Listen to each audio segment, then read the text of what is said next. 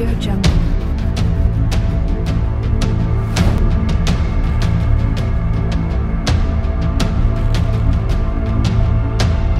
Audio Jungle.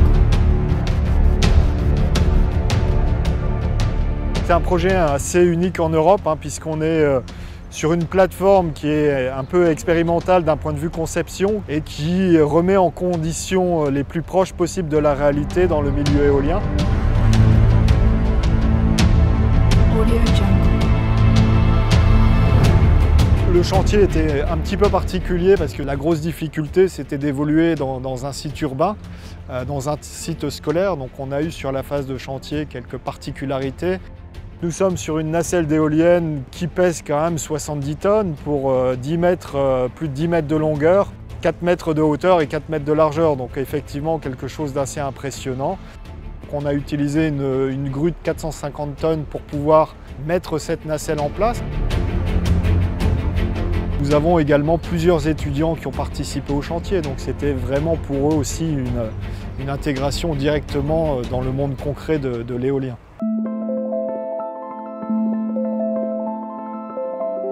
Audio Jungle.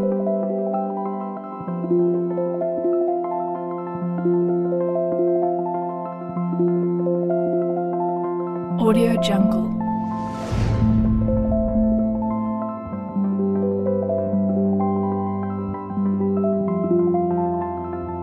Audio Jungle.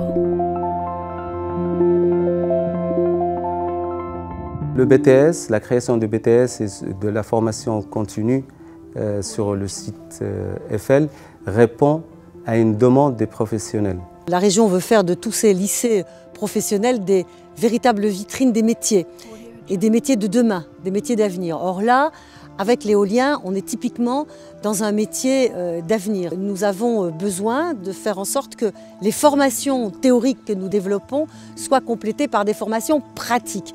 Donc nous avions une formation tout à fait excellente dans ce lycée pour les demandeurs d'emploi qui va être complétée maintenant par une formation initiale en BTS maintenance.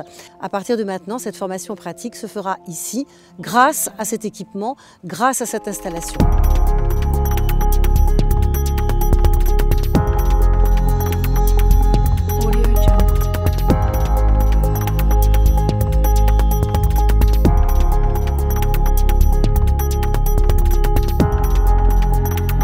Donc on va ouvrir. Donc par contre, tu vas demander l'ouverture et puis Julien, tu arrêtes. Audio Jungle.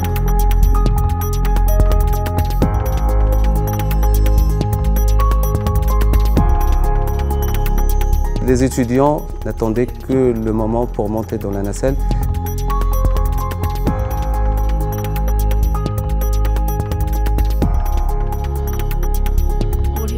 Là, ils sont dans la vie réelle, concrète, et le temps passe très très vite dans une nacelle. Avoir une nacelle qui est sur un mât de 6 mètres, vraiment on se rapproche des conditions de technicien de maintenance dans l'éolien. Il faut pouvoir travailler dans un espace confiné, travailler en hauteur. Ça permet effectivement de faire un grand nombre de travaux pratiques, de modules, notamment sur le travail en hauteur, sur l'évolution en milieu éolien tel qu'on peut les trouver derrière dans le cadre de la maintenance. L'avantage, c'est qu'on peut faire le diagnostic et la réparation dans la nacelle. Ils vont passer dans un premier temps des formations pour être habilités aussi bien au travail en hauteur, à l'électricité, en secourisme du travail, et pouvoir ensuite effectivement évoluer dans un environnement correspondant à ce qu'ils vont trouver par la suite dans le monde professionnel. On prend plus de maturité à travailler dans une éolienne et de savoir-faire que dans un atelier en fait. On est un peu fiers quand même de se trimballer en tenue et puis de travailler dedans. Et on est surtout content aussi que le lycée Eiffel nous ait fourni une zone pour vraiment travailler et vraiment expérimenter.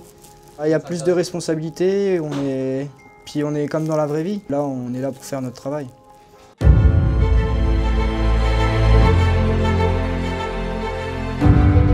L'outil est utilisé pour des années. L'objectif pour nous, c'est d'accélérer justement ces formations, de répondre aux besoins de la profession, et puis de pouvoir aussi continuer à offrir des formations complémentaires sur d'autres modules, sur de la formation continue, sur de l'amélioration sur les principes de sécurité. Donc c'est vraiment un outil qui sera utile à plusieurs titres en tous les cas, et surtout de pouvoir continuer à améliorer les passerelles entre le monde de l'éducation et le monde professionnel. Je crois que c'est une énergie et c'est une technologie qui a de l'avenir. On n'a pas besoin uniquement de techniciens de maintenance, mais on a besoin aussi d'ingénieurs et de superviseurs, etc., pour pouvoir développer cette filière.